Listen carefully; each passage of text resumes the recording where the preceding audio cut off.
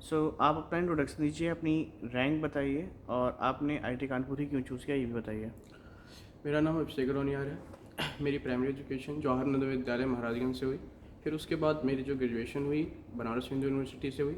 उसके बाद फिर मैंने आई का एग्ज़ाम दिया। उसके थ्रू मेरी जो मेरी जो AIR रैंक आई थी उसमें 285 आई। और उसके बाद मैंने IIT कानपुर को चूज़ किया। यहाँ की जो प्योर मैथमेटिक्स है वो काफ़ी सही है। मतलब बोला जाए तो टॉप 3 जो IITs हैं वहाँ पे प्योर मैथमेटिक्स अच्छी हैं, जैसे IIT मद्रास हो गई, IIT कानपुर हो गई और IIT दिल्ली हो गई। तो IIT कानपुर मेरा पहले से ड्रीम कॉलेज था, इसलिए मैंने इसको चूज़ किया। ये मेरा रीज़न है कॉलेज चूज़ करने के। सो हर किसी का मोटिवेशन होता है पर्टिकुलर एग्ज़ाम को तैयार करने का। तो अगर बात करते हैं यहाँ की JEE या IIT, आप जैसे कि आपने IT जैम को क्रैक किया है, सो इसको प्रिपेयर करने के पीछे आपका क्या मोटिवेशन था, इस पर थोड़ा सा बताइए हमें। इसके पीछे की थोड़ी कहानी लंबी है, उससे मैं थोड़ा ब्रीफ में बताना चाहूँगा कि जब मैं 12th में था उसके बाद मेरी जो सिलेक्शन हुई सुपर 30 में हुई। क्योंकि क्या, जैसे हमारे नवोदय में सुपर 30 के और भी कई सारे एग्ज़ाम्स जो होते थे वो आगे लोग एग्ज़ाम लेते थे, फिर जिनका सिलेक्शन होता था उनको वहाँ पे पढ़ाया जाता था। जो सुपर 30 थी वहाँ पे आई थी, एग्जामिनेशन हुआ था स्टेट लेवल पे, फिर उसको उसमें मैं सेलेक्ट हुआ था। तो मैं वहाँ पे गया, फिर मेरा JEE निकालने का क्रेज़ था कि हाँ मुझे JEE का प्रिपरेशन करके JEE निकालनी है। बट मेरा केमिस्ट्री उतनी अच्छी थी नहीं तो मेरा सिलेक्शन हो नहीं पाया। बाकी मेरी मैथ और फिजिक्स, जनरली क्या होता है बच्चों का मार्क्स केमिस्ट्री में अच्छी आती है, फिर फिजिक्स में, फिर मैथ में। मेरा उल्टा होता था, मैथ्स में अच्छी आती थी, फिर फिजिक्स में, फिर केमिस्ट्री में। तो उस कारण से मेरा हो नहीं पाया। बाकी JEE में रैंक तो अच्छी थी, एडवांस में नहीं हो पाया था। फिर मैं इधर आया, अपना ग्रेजुएशन सोचा, मास्टर्स अपनी जो ग्रेजुएशन है वो मैथमेटिक्स में ही परस्यू करते हैं। फिर मैंने मैथमेटिक्स ऑनर्स किया BHU से। उसके बाद फिर मुझे पता चला कि IIT जैम के थ्रू भी हम लोग IIT में जाया जा सकता है और यहाँ की प्योर जो मैथमेटिक्स है वो काफ़ी अच्छी है। तो मुझे एक इंस्पिरेशन मिला, एक मुझे डायरेक्शन मिली कि हाँ मैं इसके थ्रू भी IIT में जा सकता हूँ। तो फिर मैंने वहाँ से IIT की तैयारी, IIT जैम की प्रिपरेशन स्टार्ट किया और फिर मैंने इसमें अपनी रैंक लाई 285। उसके बाद मुझे ये कॉलेज मिले। ओके। सो जैसा कि आपने सुपर 30 के थ्रू किया, तो इसमें भी आपने और किसी की हेल्प लिया, वहाँ पे सेल्फ स्टडी की आपने, थ्रू स्टडी करी? और एक्चुअली सुपर 30 में क्या होता था, टीचर्स आके आपको पढ़ाते थे, जितनी क्लासेस होती थी 3 घंटे की। और वहाँ पे पढ़ाने के बाद फिर आपको पूरी सेल्फ स्टडी करनी रहती थी और बाकी 30 बच्चे वहाँ पे रहते थे हम लोग। और साथ में एक दूसरे से लर्निंग एटीट्यूड रहती थी, कुछ नहीं आ रहा उनसे पूछो, तो सेल्फ स्टडी पे भी ज़्यादा जोर रहती थी। तो आप सेल्फ देखिए, टीचर तो आपको गाइड करते ही हैं, बट आपका जो रोल होता है वो 80 to 90% होता है। आपकी सेल्फ स्टडी बहुत मैटर करती है। बहुत सारे ऐसे भी एग्जाम्पल्स हैं जो बच्चे खुद सेल्फ स्टडी से ही काफ़ी अच्छे अच्छे रैंक लाए हैं और अच्छे अच्छे कॉलेज में भी हैं। बट हाँ, ये होता है गाइडेंस ज़रूरी है। तो जो भी होती है कोचिंग या ट्यूशन, ये बस आपको गाइड करती है, एक रास्ता दिखाती है, करना आपको खुद ही होता है। सो जैसा कि तैयारी प्रिपेयर स्टार्ट करने में काफ़ी ज़्यादा प्रॉब्लम्स आती हैं, तो इनिशियल डेज़ में जब आप प्रिपरेशन स्टार्ट कर रहे थे, इनिशियल डेज़ में क्या क्या डिफ़िकल्टीज़ आपको सामने आई? क्या आपको प्रॉब्लम फेस हुई, चाहे वो फाइनेंशियल प्रॉब्लम हो, चाहे वो रिसोर्स का प्रॉब्लम हो, चाहे टीचर्स की अवेलेबिलिटी हो या कंटेंट की अवेलेबिलिटी, या कैसे स्टार्ट करना है, ये सब? तो ये डिस्क्रिप्टिव मैनर में एक बार हमें जल्दी से बताइए। हाँ। पहले तो मैं JEE के लिए बताना चाहूँगा। जब JEE का मैंने सोचा था तब मेरे पास ये सुपर 30 की रिजल्ट भी नहीं थी। तो मैं सोचा कैसे किया जाए, तो फिर मैं कुछ कोचिंग्स का देखा तो उसकी फ़ीस काफ़ी हाई थी। फिर मैं सोचा यहाँ का फ़ीस चलिए पे कर देते हैं, फिर रहने खाने का खर्चा आ जाएगा, फिर एक माहौल मिलेगी कि नहीं, बहुत सारे डर भी थे, टीचर कैसे मिलेंगे, कौन सी बैच मिलेगी, तो इन सब का काफ़ी डर था। फिर मैंने जब पता किया थोड़ी जानकारी की, फिर जब तक ये इन्फॉर्मेशन ले रहा था तभी सुपर 30 में सिलेक्शन हो गया। बट मैं आपको ये सजेस्ट करना चाहूँगा कि सबसे पहले आप ये देखो कि आपका घर पे बैठ के पढ़ाई हो पा रही है कि नहीं। हो जा रही है तो अच्छी बात है। बाकी एक माहौल में रहो, अगर किसी गाइडेंस में हो, 3-4 लोग हो सकता है आपके कलीग ही हों, सब एक साथ एक ही चीज़ की प्रिपरेशन कर रहे हो तो ज़्यादा अच्छा होता है। और अभी तो काफ़ी चीज़ें आपके लिए बेनिफिशियल हो गई, ऑनलाइन भी बहुत बहुत सारे रिसोर्सेज अवेलेबल हैं, तो आप कर सकते हो। ऐसा नहीं है कि कोई चीज़ अभी के टाइम पे नहीं हो पाएगा, अगर आपके पास फाइनेंशियल कोई प्रॉब्लम है या कुछ भी है तो। फिर ओके। उसके बाद मैं जब आगे आया तो फिर देखा कि हाँ, कि सच में ये तो मैं उस टाइम पे ऐसा सोचता था। जब प्रिपरेशन के दौरान देखा तो मुझे एक चीज़ फील हुई कि हाँ, ये टीचर जो होते हैं वो गाइड ही करते हैं। वहाँ टीचर ही बोलते हैं कि आपको जो भी टीचर रहेगा वो पढ़ाएगा, फिर करना आपको खुद से ही रहता है। हाँ, एक चीज़ माइंडसेट ये हो जाती है कि हाँ, वहाँ बच्चा तैयारी कर रहा है तो अच्छा करेगा, मैं अच्छा कर रहा हूँ कि नहीं कर रहा हूँ। सेल्फ एवल्यूएशन नहीं हो पाती है। तो उसके लिए आप कुछ कोर्सेज वगैरह या फिर कुछ टेस्ट वगैरह ले सकते हो, जिससे आपको पता चलता रहे कि हाँ, आप किस कहाँ पे स्टैंड कर रहे हो ओवरऑल। क्योंकि आपका एवल्यूएशन होना बहुत ज़रूरी है। आप पढ़ते जा रहे हो, फिर एवल्यूएशन ना हो तो कैसे पता चलेगा कि आप हो कहाँ पर। ओके। सो जब आपने स्टार्ट कर दी पढ़ाई अपनी, तो इसमें NCERT की बुक्स भी आपने स्टडी करी होंगी, ठीक है? हाँ। तो इनका क्या रोल था प्रिपरेशन में, JEE मेंस में, एडवांस में? अगर आपने एग्ज़ाम दिए होंगे, अभी तो आपके टाइम में शायद नहीं होगा, और अगर आप करते तो कैसे करते? उसके अलावा जब आगे के टाइप पे, तो एनसीईआरटी बुक्स का क्या महत्व है, पर्टिकुलर सब्जेक्ट वाइज एनसीईआरटी तो बताइए। बोला जाता है कि एक तरह से भगवान है वो हमारे लिए केमिस्ट्री के लिए। तो आप केमिस्ट्री तो एनसीईआरटी अच्छे से ही पढ़ो केमिस्ट्री के लिए। एनसीईआरटी आप अच्छे से पढ़ो, एक एक चीज़ एक एक लाइन से क्वेश्चंस आ जाती है। कई बार क्या होता है, हाँ एक पेज जहाँ पर लगता है यहाँ से क्वेश्चन पता नहीं बनेगा कि नहीं, छोड़ देते हैं, वहाँ से भी क्वेश्चंस आ जाती है। और फिजिक्स, बाकी मैथ में उतनी अच्छी नहीं बोलूँगा जेई मेंस या एडवांस के लिए, बट ठीक है वो प्री रिक्वेस्ट है, उतना आपको आना ही चाहिए अच्छे से। बाकी आप केमिस्ट्री के लिए तो आप 11th 12th फिजिक्स का भी ले सकते हो, 11th 12th की वो आपको आनी चाहिए अच्छे से। ठीक है। सो आपके हिसाब से एनसीईआरटी में जो टॉपिक्स थे, मतलब जैसे केमिस्ट्री हो गया और मैथ्स हो गया, फिजिक्स हो गया, तो कौन कौन से इंपॉर्टेंट टॉपिक्स हैं अगर एनसीईआरटी की बात करते हैं तो? टॉपिक्स तो सारे इंपॉर्टेंट होते हैं, बाकी ये है कि आपका इंटरेस्ट किस में है। जैसे किसी बच्चे का फिजिकल केमिस्ट्री में किसी को इंटरेस्ट है तो उसे वो टॉपिक अच्छे लगते हैं, उसमें मार्क्स अच्छे गेन करता है। किसी की इनऑर्गेनिक अच्छी है तो वो उसमें अच्छा उसको लगता है। तो आप अपने इंटरेस्ट के हिसाब से देखो। बाकी हाँ, हो सकता है कि आपका जिसमें इंटरेस्ट हो सामने वाले का ना हो, तो आपको अपने हिसाब से देखना है कि आपके लिए क्या बेनिफिशियल है, आप किस में अच्छा कर सकते हो। उसके हिसाब से आपको अपने टॉपिक चूज़ करने हैं। हाँ, कुछ टॉपिक ऐसे भी चूज़ करना है कि इसका वेटेज कितना है, कितने मार्क्स के उससे आ रहे हैं। हो सके आपको कोई टॉपिक अच्छी लग रही हो लेकिन उसका वेटेज कम हो, तो ठीक है उसे तो पढ़ना ही है, बट एग्ज़ाम भी क्रैक करनी है तो उसके लिए आप मार्क्स के बेसिस पे भी डिसाइड करना। जैसा कि बोला जाता है फिजिक्स काफ़ी ट्रिकी सब्जेक्ट है, मतलब काफ़ी ज़्यादा डिफ़िकल्टीज आती हैं इसको, और भी थ्योरी भी होता है, न्यूमेरिकल पार्ट भी काफ़ी ज़्यादा होता है। तो ये सब रखते हुए ध्यान में कैसे फिजिक्स को हम प्रिपेयर करें जेई के लिए? फिजिक्स को प्रिपेयर करने के लिए ये है कि आप जो कॉन्सेप्ट पढ़ रहे हो उसको विजुलाइज करो। और फिजिक्स में तो मुझे अच्छी चीज़ ये लगती है कि वो देखा जा सकता है कि आसपास हो क्या रहा है। तो उसको देखो, फिर देखो कि क्या मैं जो पढ़ रहा हूँ एप्लीकेबल है कि नहीं। तो हो सकता है कभी कभी आपको नॉनसेंस चीज़ें आपको दिखेगी, हो सकता है कभी सेंसेबल चीज़ भी दिखेंगी, तो उससे आपका विजुलाइजेशन अच्छे से बनेगा। फिर क्वेश्चंस की प्रैक्टिस करो, फिर देखो, थोड़ा विजुलाइज करने की ज़्यादा कोशिश करो, खास करके ये जो आपका मैकेनिक्स वाले पार्ट हैं उस चीज़ों में। ओके। सो केमिस्ट्री याद करने में काफ़ी डिफ़िकल्टीज होती है स्टूडेंट्स को।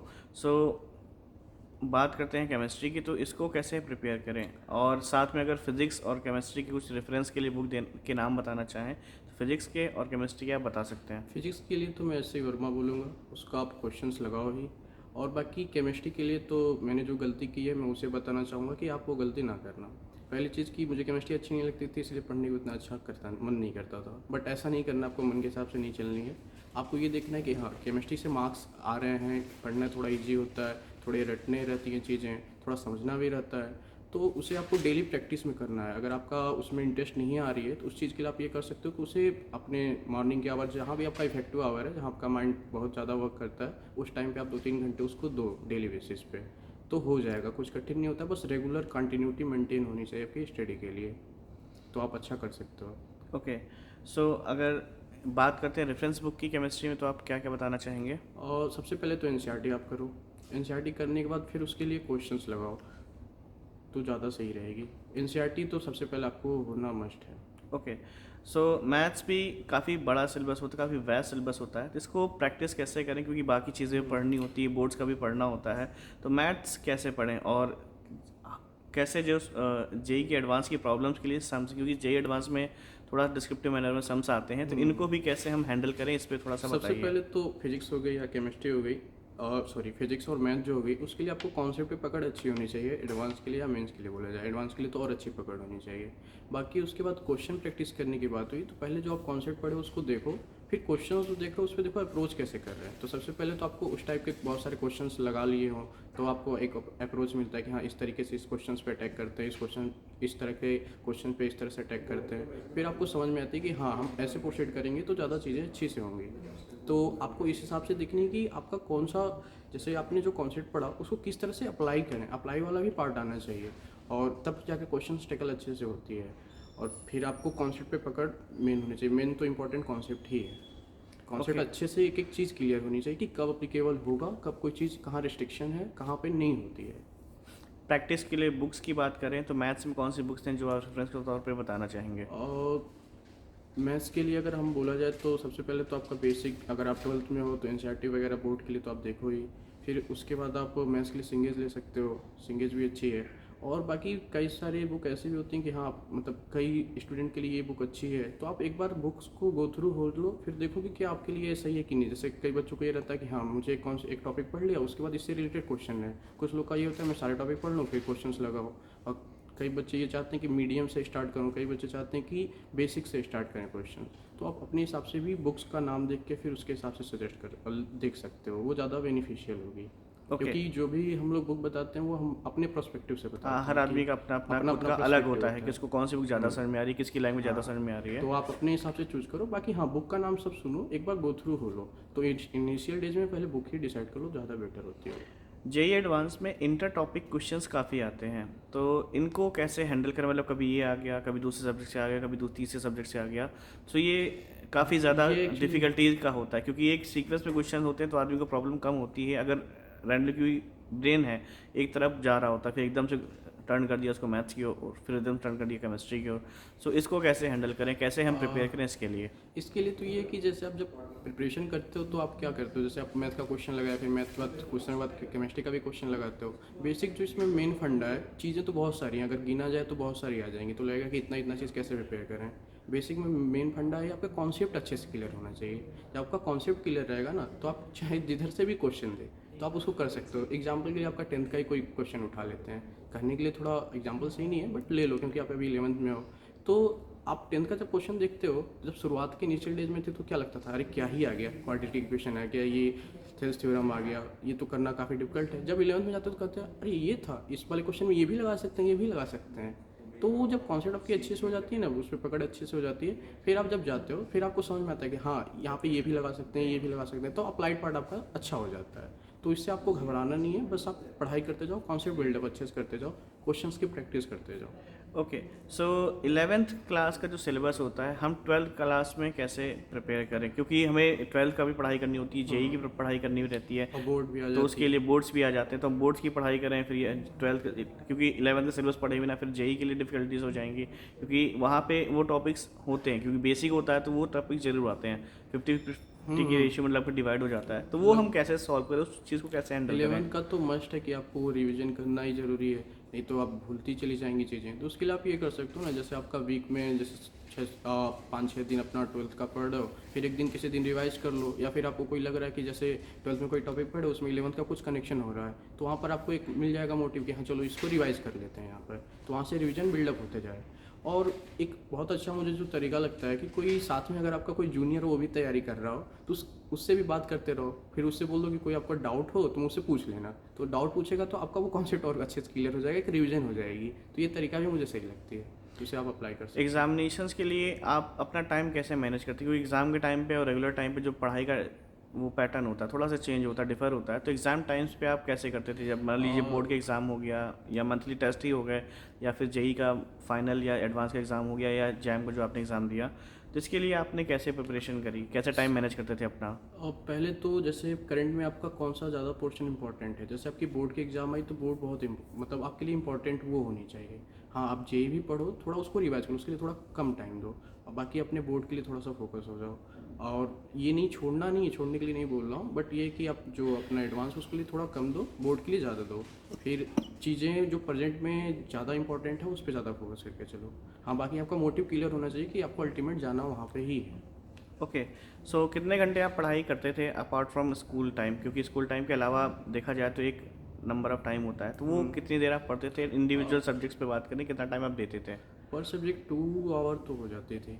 और बाकी ये बोला जाए तो जैसे मेरा 12th जैसे जेएनवी में हुई, उसके बाद फिर मैं प्रिपरेशन में गया, बाकी मेरे जो बैकग्राउंड में जो कांटेक्ट में है उन लोग का भी जो मैंने सुना, उसके हिसाब से कुछ चीज़ें आपको बोलना चाहेंगे कि जैसे आप स्कूल से आ गए, थोड़ा सा अपना रिफ्रेश वगैरह हो गए, उसके बाद फिर अपना टाइम डिसाइड करके आप बैठ जाओ पढ़ने की। हाँ, 1-2 घंटे जो भी स्कूल का देखना वो कर लो, फिर 12-1-2 जो भी आपके लिए एक कंफर्टेबल टाइम हो उसके हिसाब से आप चूज़ करके तो 2-2 घंटे तो आप दे दो तो ज़्यादा बेटर होगा। तो सोशल मीडिया के बारे में अगर बात करें तो एक टाइम था जब मोबाइल इतना ट्रेंड में नहीं था, लेकिन आजकल सोशल मीडिया का काफ़ी ज़्यादा इम्पैक्ट है, काफ़ी ज़्यादा सोशल चैनल्स हैं, लोग सोशली एक दूसरे से बहुत ज़्यादा इंटरेक्ट होते हैं मोबाइल के थ्रू। पहले मोबाइल का पढ़ाई में इतना रोल नहीं रहा, तो उतनी डिफ़िकल्टीज नहीं आती थी, क्योंकि अब बेसिकली बहुत सारी चीज़ें ऑनलाइन हो चुकी हैं। तो आपके टाइम पे भी अगर प्रॉब्लम आई होगी, या अभी आप पढ़ते होंगे, तो आप अभी कैसे मैनेज करते हो सोशल मीडिया को स्टडी से हटाकर? क्योंकि सारा काम तो मोबाइल पे होना है, तो मोबाइल तो आप अवॉइड नहीं कर सकते हो, लेकिन सोशल मीडिया से कैसे दूर हैं, ये बताइए।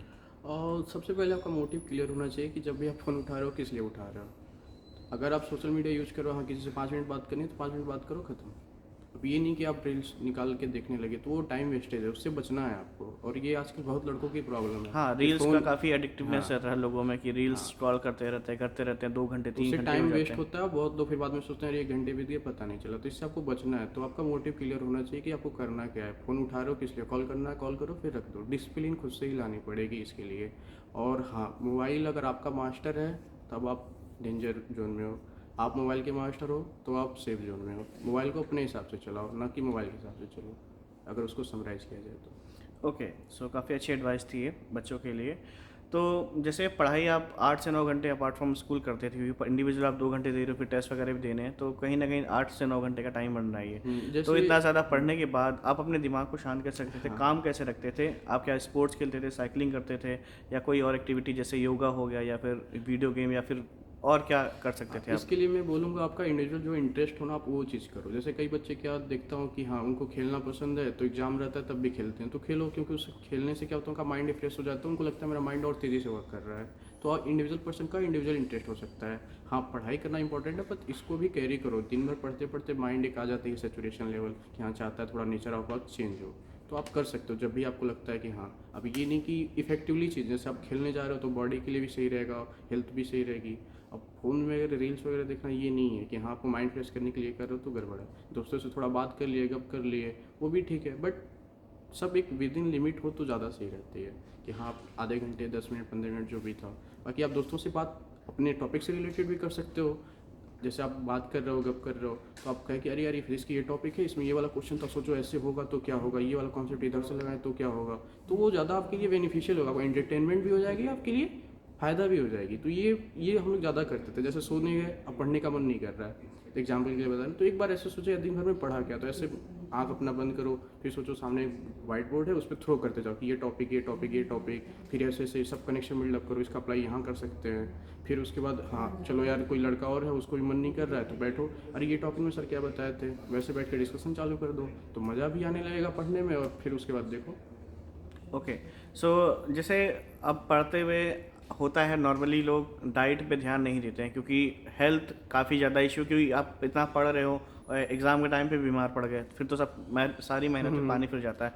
सो हेल्थ वाइज कैसे हम वेल रहें, हेल्थ वेलनेस पे कैसे ध्यान दें, क्या डाइट लें, क्या टाइमिंग होनी चाहिए, कितना खाना चाहिए पढ़ने से पहले या पढ़ने के बाद, ये डाइट का रूटीन क्या है, इसका भी पढ़ाई पे इम्पैक्ट पड़ता है कहीं ना कहीं, ज़रूर ज़रूर। तो उसके बारे में थोड़ा सा हमें बताइए। देखिए डाइट का है तो आप तो सबसे पहले आपको डाइट प्रॉपर लेनी ही लेनी है, पानी भी प्रॉपर पीनी है, जितना 3 से 4 लीटर पानी, या आप बॉर्डर रख सकते हो प्रॉपर। ये चीज़ें आपको हेल्थ पे तो ध्यान देनी है। अगर आपका तबीयत खराब हुआ तो आपका अच्छा खासा ड्यूरेशन डिस्टर्ब हो जाती है, 7-8 दिन जो भी हुए, और उससे आप काफ़ी पीछे हो जाते हो। तो इससे बचना है, आपको हेल्थ पे विशेष करके ध्यान देनी है।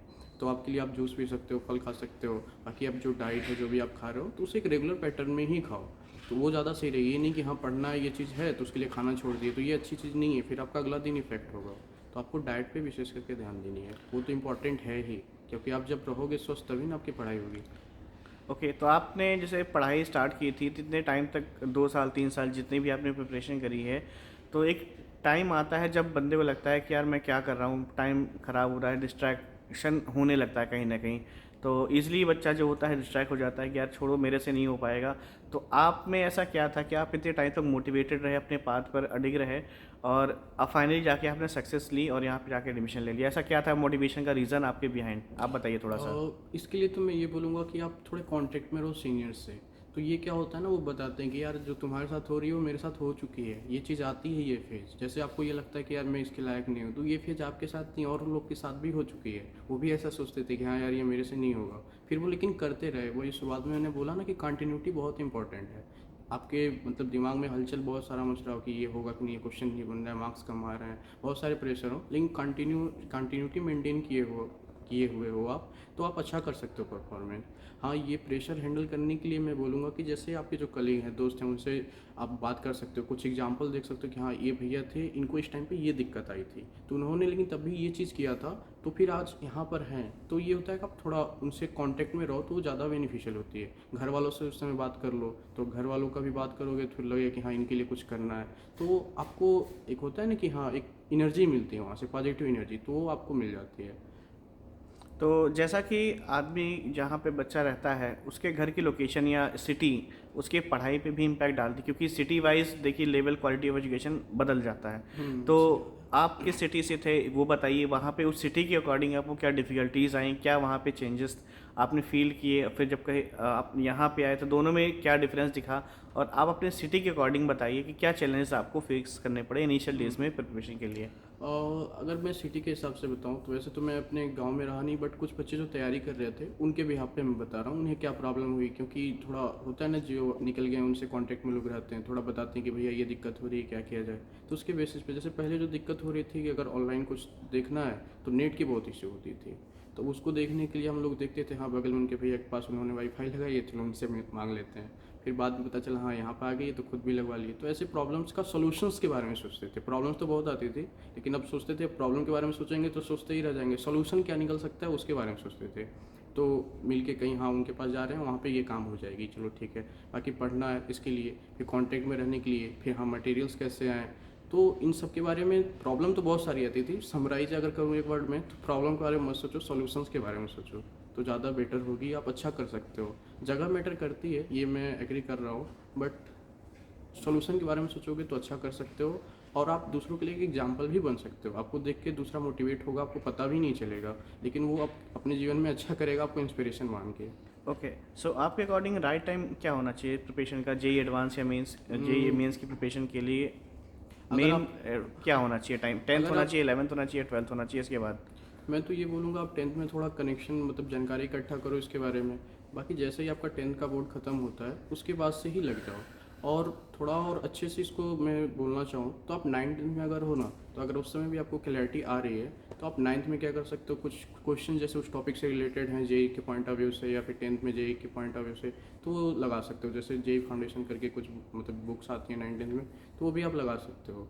तो ये थोड़ा बेनिफिशियल होता है, क्लैरिटी होने के बाद ज़्यादा सही होती है। पहले तो आपको डिसाइड करना होता है, डिसाइड कर लिए उसके बाद आप उसमें वर्क करो, जो भी आपका इंटरेस्ट हो। जेई में इंटरेस्ट हो तो जेई में, whatever the field you want to go, then आप जा सकते हो। कोई और सलाह या एडवाइस अपने जूनियर्स को अपने अकॉर्डिंग या अपने एक्सपीरियंस के अकॉर्डिंग जो आप देना चाहो? और सबसे पहले तो आप क्लैरिटी रखो करना क्या है आपको।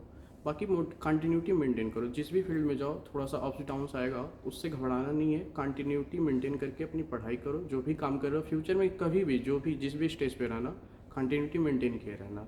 और दूसरा चीज़ ये बोलेंगे कि थोड़ा सीनियर्स के कनेक्शन में रहो, काफ़ी बेनिफिशियल्स होती है।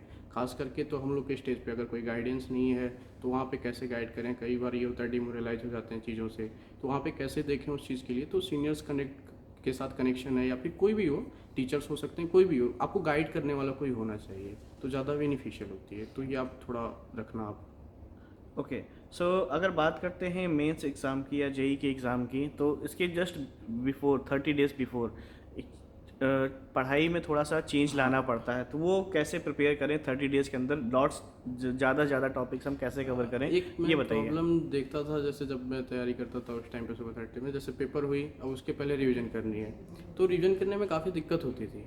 तो फिर इसका सोल्यूशन ये मिला कि आप शॉर्ट नोट अगर हो, जैसे मैंने एक चैप्टर पढ़ा तो उसमें रिवाइज करने के बाद मिलता क्या था, कुछ ही कंटेंट मिलते थे जो उसको मुझको मेमोराइज करने, बाकी सारा तो ये था कि आपकी प्रैक्टिस के ऊपर थी। तो आप शॉर्ट नोट बनाया करो, जैसे कोई भी चैप्टर खत्म हुई तुरंत 2 पेज में शॉर्ट नोट बना के रख लिए। तो कभी भी अगर आपको उस चैप्टर का समरी चाहिए तो शॉर्ट नोट पढ़ोगे, पूरा चैप्टर आपके दिमाग में घूमने लगेगा। तो ये शॉर्ट नोट का जो बना के आप रिविजन कर रहे हो उससे, वो काफ़ी बेनिफिशियल होती है। तो शॉर्ट नोट जरूर ही बनाओ आप, ये मेरा पर्सनल सजेशन है, आप इस पर काम कर सकते हो अच्छे से। ओके, सो अगर बात करते हैं 3 महीने पहले, अगर आपके पास 3 महीने हैं तो उस टाइम पे आप कैसे स्ट्रेटजी बनाओगे, क्या स्ट्रेटजी होनी चाहिए बच्चे की 3 महीने पहले एग्ज़ाम के? मतलब वो अगर 3 मंथ में प्रिपरेशन करना चाहे, हाँ, ये थोड़ा टफ टास्क हो जाएगी, बट नहीं बाकी जैसे बोर्ड हो, बाकी क्लियर हो उसको अब 3 महीने के अंदर, या अच्छा मतलब थोड़ा सारे हाँ उन्होंने कोर्स अपनी कंप्लीट कर ली हो, अब 3 महीने में ये चाहता है कि हाँ मैं सारा रिवीजन कर लूँ, अब क्या चीज़। यस, तो उस समय आप प्रीवियस ईयर्स को लगाओ अच्छे से और कॉन्सेप्ट को रिवीजन करो। फिर अगर कहीं से भी कोई क्वेश्चंस मिल रहे हैं उसके बारे में सोचो। प्रीवियस ईयर पे ज़्यादा फोकस होनी चाहिए आपको कि हाँ प्रीवियस से आपको क्लियर हो, जो टेस्ट सीरीज हुई, जितने भी पेपर्स में आप अपीयर हुए, वो आपको क्लियर होना चाहिए कि हाँ मुझे ये क्वेश्चंस के लिए अटेम्प्ट करना है, ये यहाँ पे इस तरह से अटैक करनी है, वो आपको पता होना चाहिए, तो ज़्यादा आपके लिए बेनिफिशियल हो जाएगी फिर। सो आपने जो 3 सब्जेक्ट्स पढ़े थे प्रिपरेशन के लिए, तो उसमें आपने कैसे स्टडी किया, कैसे टाइम मैनेज करते थे, उनसे आप प्रैक्टिस का टाइम टेबल कैसे बनाते थे, क्या तरीका था इनको एडजस्ट करने का, इसके बारे में थोड़ा सा हमें बताइए, तीनों सब्जेक्ट का थोड़ा थोड़ा। देखिए, जैसे आपको अगर केमिस्ट्री में इंटरेस्ट नहीं आ रही है, केमिस्ट्री तो आपको रिवीजन करनी है, तो उसके लिए आप एक टाइम फिक्स कर लो कि हाँ इस टाइम पे आपको रिवीजन करना ही है, अपनी क्लासेस के अलावा जो भी टाइम मिले कि हाँ इतने ड्यूरेशन ये है। फिजिक्स के लिए आप कॉन्सेप्ट रिवाइज कर लो, मैथमेटिक्स के कुछ फार्मूले आप डेली बेसिस पे देखा ही करो, तो ये ज़्यादा आपके लिए बेनिफिशियल हो जाएगी। ओके, सो अगर बात करते हैं मंथली टेस्ट की, तो आपके अपने मंथली टेस्ट आप देते होगे ना एंड मंथली में या फिर वीकली, जैसा भी आपको कंफर्टेबल रहता होगा, तो वो आपके टेस्ट कैसे जाते थे? स्टार्टिंग में क्या परफॉर्मेंस थी, लास्ट में जब एग्ज़ाम पास आ गए तब क्या परफॉर्मेंस थी, उनका इम्पैक्ट आपके ऊपर क्या आता था रिजल्ट्स को देख करके, वो सारा एक्सपीरियंस यहाँ पे शेयर कीजिए। जब मैं टेस्ट देता था तो मेरे, जैसे मैंने बताया था, मेरे मैथ्स में अच्छे आते थे, फिजिक्स में थोड़े उससे कम, और केमिस्ट्री में सबसे बेकार, मेरा उल्टा ही पैटर्न चलता था। तो मैथ में अच्छे आते थे, ठीक है, शुरुआत के दिनों में तो उसमें भी अच्छे नहीं आते थे, तो ये लगता था कि यार ये क्या ही चल रहा है, जिसमें इंटरेस्ट आ रही है उसमें भी मार्क्स नहीं आ रहे हैं, तो कैसे क्या होगा, कैसे निकलेगी। तो लेकिन ये था कि चलो करते जा रहे हैं, साथ वाले भी थे, चलो करते जा रहे हैं करते जा रहे हैं। एक टाइम आया जब देखे कि हाँ ग्रोथ हो रही है, मतलब तीनों में ग्रोथ हुई, फिजिक्स में भी हुई, केमिस्ट्री में भी, मैथ में भी। तो ये लगा कि हाँ कंटिन्यूटी बहुत इंपॉर्टेंट है, इसलिए मैंने शुरुआत में ही बोला कि कोई भी आपका रिजल्ट आ रहा है, कुछ भी आ रहा है, पढ़ना मत छोड़ना, कंटिन्यूटी मेंटेन किए रहना। मेन जो मूल मंत्र है यही है इसका, कि कंटिन्यूटी आपकी मेंटेन होनी चाहिए। जो पढ़ रहे हो उसको आप एवेल्यूशन टाइम पे होना चाहिए कि सही डायरेक्शन में पढ़ रहे हो चीज़ें कि नहीं पढ़ रहे हो। क्योंकि क्या होता है, कभी कभी हम लोग पढ़ते तो जाते हैं, लेकिन ये नहीं रहता कि हाँ एग्ज़ाम के पॉइंट ऑफ व्यू से पढ़ रहे हैं कि नहीं, एक चीज़ एग्जाम में कितना इंपॉर्टेंट है, तो ये भी देखना रहता है। पढ़ाई इंपॉर्टेंट है, साथ में एवेल्यूशन अब और डायरेक्शन। फाइनल एग्ज़ाम की बात करें तो जैसे फाइनल एग्ज़ाम का टाइम था आपका, तो उस दिन आपने टाइम कैसे मैनेज किया, जो एग्ज़ाम्स के टाइम पे क्या कैसे टाइम आपने दिया, और क्या एक्सपीरियंस था फाइनल एग्ज़ाम का, ये बताइए कि कैसे एग्ज़ाम आप के दिन की हाँ, जिस दिन आप पेपर दे रहे थे उस टाइम को आप शेयर कीजिए। एग्ज़ाम का जो जेई मेंस की जो टाइमिंग थी वो तो 9 से 12 थी, और जो जेई एडवांस की टाइमिंग थी वो तो पूरे थी, 9 से 12 होती है, 2 to 5 होती है। तो पहले जेई का मैं बताना चाहूँगा, सुबह तो उसके लिए उठा गया, तो इसके लिए ये है कि पहले ये बोलूँगा कि एग्ज़ाम के दिन मुझको नींद नहीं आ रही थी एक दिन पहले। तो आप ये करो ना, हफ्ते भर पहले से ही प्रॉपर अपना नींद लेना स्टार्ट करो। एग्ज़ाम के एक दिन पहले अगर थोड़ा सा नींद नहीं भी अच्छी पूरी हुई तब भी आपका काम चल जाएगा, क्योंकि वो पिछला वाला काम कर देता है। हाँ, मतलब एग्ज़ाम से एक हफ्ते पहले, 10 दिन पहले स्टार्ट कर देना ये चीज़ कि हाँ प्रॉपर नींद 8 घंटे जो भी लेना रहता है वो अपना स्टार्ट कर दो लेना। एग्ज़ाम के एक दिन पहले भी सो, फिर एग्ज़ाम में जब भी जाओ तो हाँ थोड़ा फ्रेश महसूस होना चाहिए, फिर एग्ज़ाम में गए बैठे और फिर अपना पूरा एनर्जी एग्ज़ाम में फोकस करो। जे एडवांस के दिन थोड़ा हेक्टिक हो जाता है बच्चों के लिए, 6 घंटे के पेपर, तो बाकी ये रहता है आप प्रैक्टिस कर रहे हो, क्वेश्चंस लगा रहे हो, टेस्ट दिए हो इसके, तो आपको 6 घंटे का बैठने का तो दिक्कत होती नहीं है। बाकी ये हुआ सुबह आपको सेंटर पहुंचनी है, चीज़ें मैनेज करनी है, फिर खाने का इशू कि 2 घंटे गैप मिली क्या खाएं, कुछ ऐसा ना खा लें जैसे अगर बाहर यहाँ सेंटर गई आप कुछ तेल में, जानते हो आजकल मार्केट में क्या ही चल रहा है, वो खा लिया पेट गड़बड़ हो गई। तो आपको थोड़ा हाइजीनिक, मतलब हेल्थ हाइजीनिक होके सोचना पड़ेगा कि हाँ जैसे केले, फ्रूट्स वगैरह खा लिए, केले खा लिए, जूस पी लिए, तो ये ज़्यादा सही रहेगी। पानी अपने साथ रखा करो जे एडवांस के दिन, क्योंकि गर्मी के दिन होती है उस टाइम पे पेपर चलता है। तो ये चीज़ें हैं, आप फॉलो कर सकते हो। ओके, सो जब आपका रिज़ल्ट आया तो उस दिन भी आपका कुछ एक्सपीरियंस होगा, तो वो एक्सपीरियंस बताइए, घर में, फैमिली में, फ्रेंड्स में और आप में क्या चेंजेस थे, मतलब क्या एक्साइटमेंट लेवल था, वो बताइए।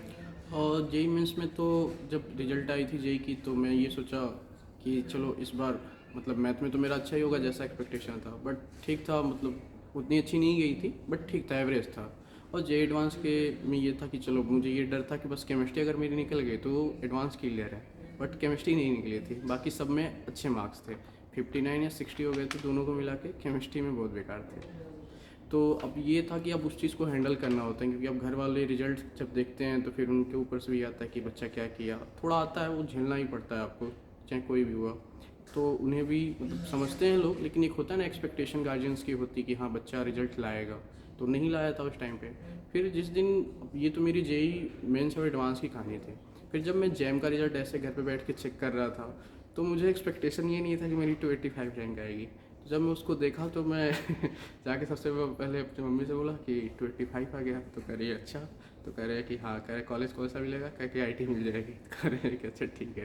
तो थोड़ा अच्छा लगता है, मतलब रिजल्ट जब आते हैं ना, आप मेहनत कर रहे हो तो थोड़ा अच्छा फील होता है, अगर आपके एक्सपेक्टेशन से ऊपर आ जाए तब तो और अच्छा लगता है।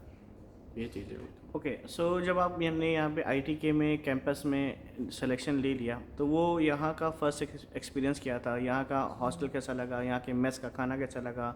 कॉरिडोर या कैंपस कैसा लगा? यहाँ का इन्वायरमेंट कैसा लगा? क्या चेंजेस थे घर में और यहाँ के मतलब जो होम टाउन था आपका, वहाँ से के यहाँ के एटमॉस्फेयर में और पढ़ाई के लेवल में क्या आपको डिफरेंसेस थे? वो सारा बताइए। हर एक लेवल में डिफरेंस था मेरे लिए। तो कैंपस भी काफ़ी अच्छा था, नया था, सुंदर था, हर एक चीज़ें वेल मैनेज थी चीज़ें। और हाँ, एक चीज़ यहाँ पे बहुत अच्छी ये लगती है, यहाँ लाइब्रेरीज जो हैं, सीसी हो गया या फिर मेन लाइब्रेरीज हो गई, वो काफ़ी अच्छी हैं। ये रात को भी खुलती हैं, आप जाके जब भी पढ़ो बहुत शांति रहती है, मतलब एकदम पिन ड्रॉप साइलेंट होता है, तो वो बहुत अच्छी लगती थी। और पढ़ाई के लेवल में बोला जाए तो पढ़ाई का कल्चर यहाँ काफ़ी काफ़ी अलग है। बाहर वहाँ पे जैसे मतलब मैं जो देखा था जूनियर क्लासेस की बातें बता रहा हूँ कि हाँ, चीज़ें समझते थे, थोड़ा रखते थे, थोड़ा सोचने का था, लेकिन वो थोड़ा लेवल अगर उसको मैं मार्क्स दूँ 10 में, तो 10 में मैं 5 या 6 दूंगा। बट यहाँ है कि 10 में आपको 9 और 10 भी बोल सकते हो। सोचने का लेवल उतना होना चाहिए, तभी आपसे क्वेश्चंस बनते हैं। और ये चीज़ इंपॉर्टेंट भी है, आप जब भी पढ़ो सोच के पढ़ो चीज़ें कैसे चल रही हैं, तो आपको मज़ा आता है पढ़ने में, फिर आप आगे कर सकते हो।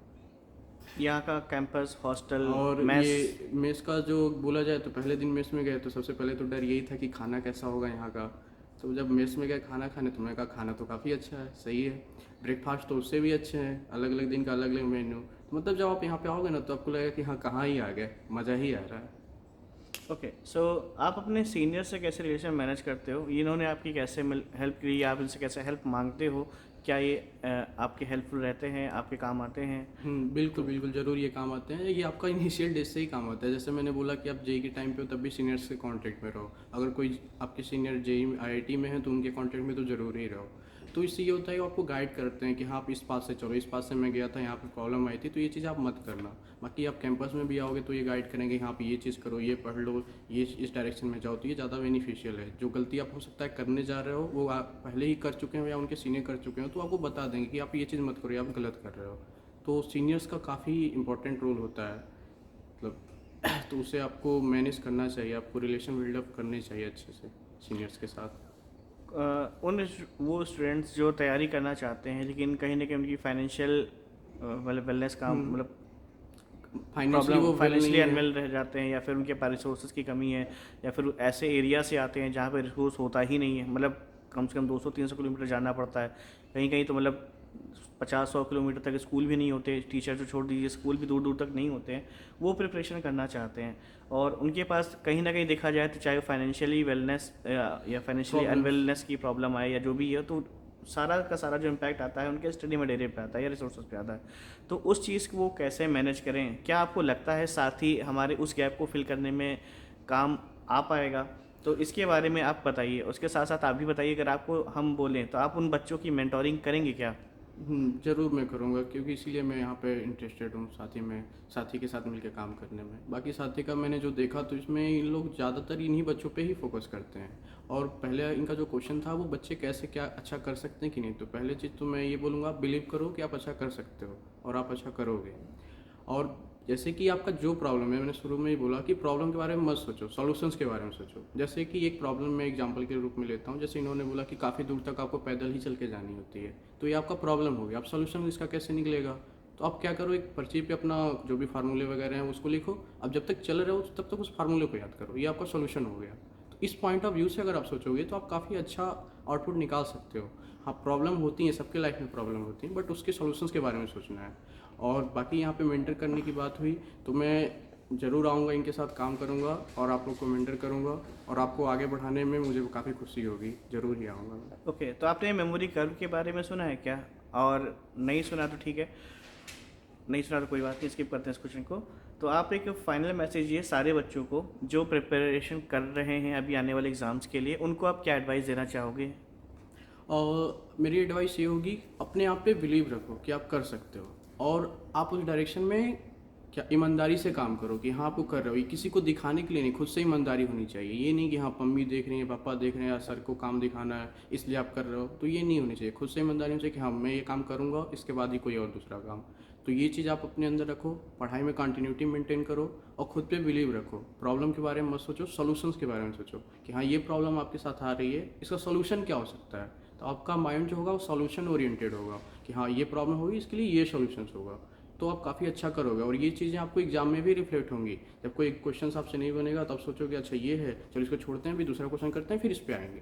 तो ये आपका माइंड सॉल्यूशन ओरिएंटेड होगा। तो इस तरह से आप कर सकते हो और बेस्ट ऑफ लक, आप अच्छा करोगे। Okay, thank you so much. काफ़ी अच्छा इंटरव्यू था, आपके वजह से काफ़ी बच्चे मोटिवेट हो गए। Thank you so much.